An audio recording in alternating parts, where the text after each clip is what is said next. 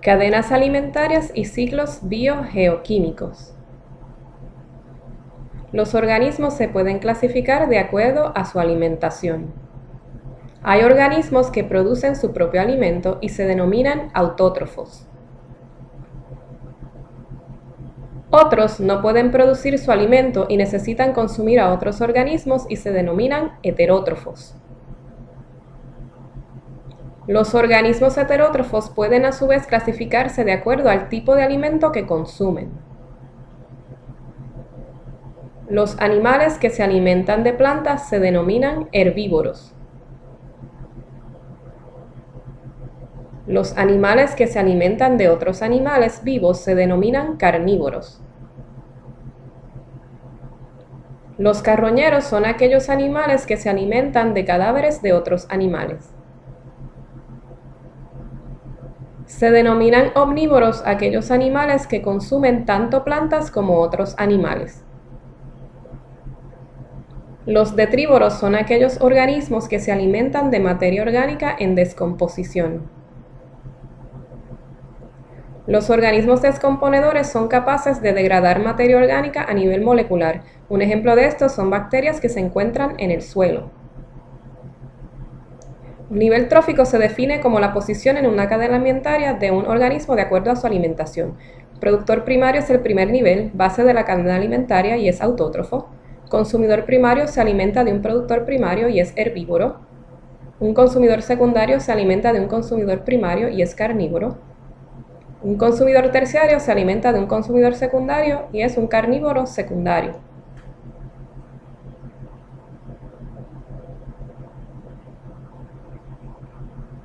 La fotosíntesis es la base de la mayoría de las cadenas alimentarias de la Tierra.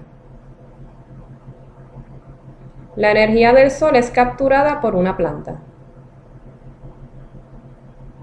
La energía fluye de la planta a una oruga que la consuma. Un lagartijo que se alimente de la oruga obtendría su energía de esta. Finalmente, una serpiente que se alimente del lagartijo se consideraría un consumidor terciario. Las cadenas alimentarias son un componente esencial en el movimiento de sustancias en los ecosistemas mediante los ciclos biogeoquímicos. El movimiento de sustancias a través de los ecosistemas envuelve mecanismos biológicos tales como absorción y liberación por organismos, mecanismos geológicos tales como erosión de rocas y drenación, y mecanismos químicos tales como la disolución, oxidación y reducción. De este modo, los materiales son reciclados en lo que denominamos los ciclos biogeoquímicos. Discutiremos una porción de los ciclos relacionados a los siguientes elementos: fósforo, carbono, hidrógeno, oxígeno, nitrógeno y azufre. Comenzaremos discutiendo un ciclo esencial para la vida, el ciclo del agua o ciclo hidrológico.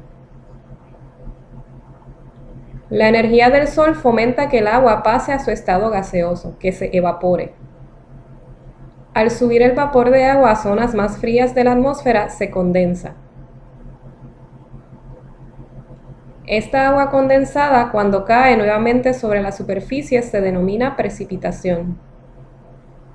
El agua también se evapora de las hojas y otras estructuras de las plantas, lo que se denomina evapotranspiración. El agua también se mueve por la superficie terrestre mediante escorrentías y puede atravesar por superficies de suelo porosas formando depósitos de agua subterránea, lo que se denomina percolación. El ciclo hidrológico es principalmente de cambios físicos mediados por la energía del sol, como evaporación, condensación y precipitación. La deforestación altera el ciclo, afectando la evapotranspiración, disminuyendo precipitación y ocasionando sequía.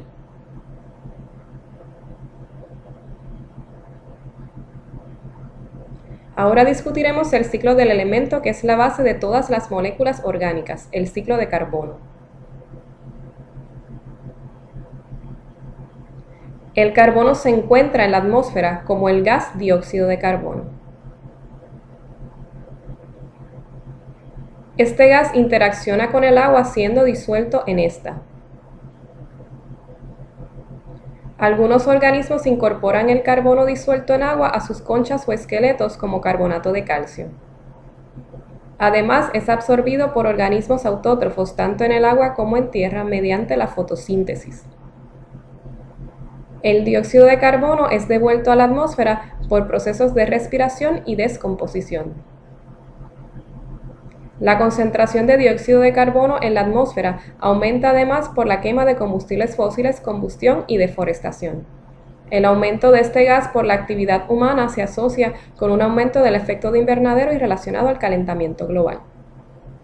El ciclo de carbono presente en la atmósfera como dióxido de carbono, que es un gas de invernadero, absorbido mediante fotosíntesis, liberado por respiración y descomposición, y aumenta mediante quema de combustibles fósiles. Ahora discutiremos el ciclo del fósforo, que es un mineral esencial en los seres vivos, necesario para la molécula de energía ATP y los ácidos nucleicos. A diferencia de otros elementos, el fósforo no se encuentra de forma gaseosa en la atmósfera.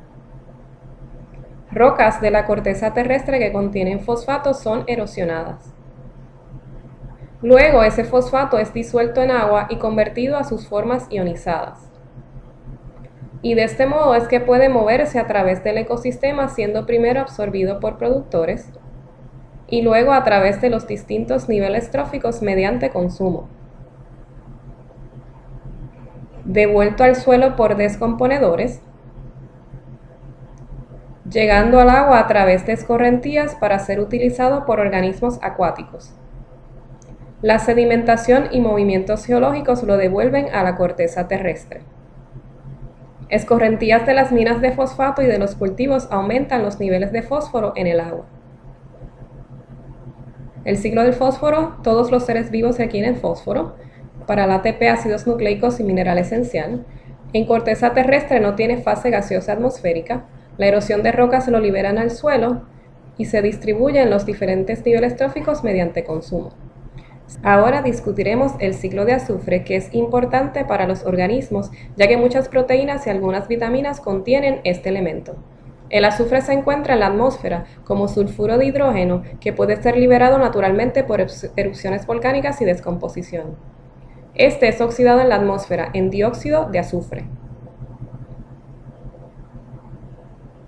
Al entrar en contacto con el agua se disuelve formando ácido sulfúrico. Esta precipitación naturalmente ácida cae liberando el ion sulfato al suelo.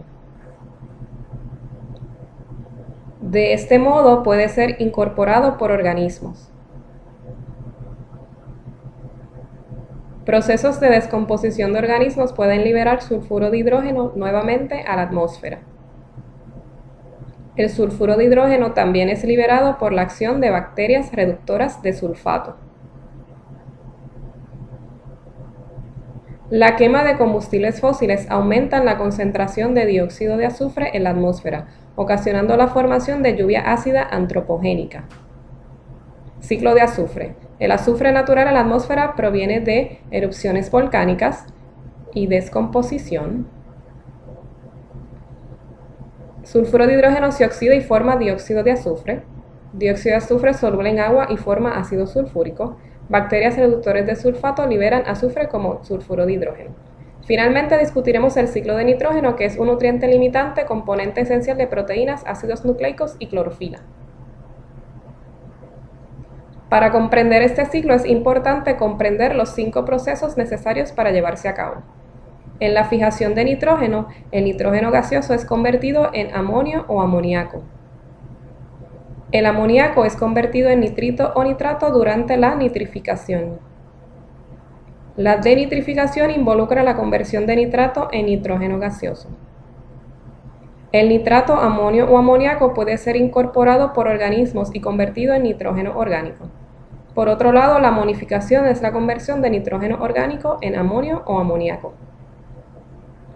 El nitrógeno gaseoso es el componente más abundante de la atmósfera, pero no puede ser utilizado directamente por las plantas ni animales.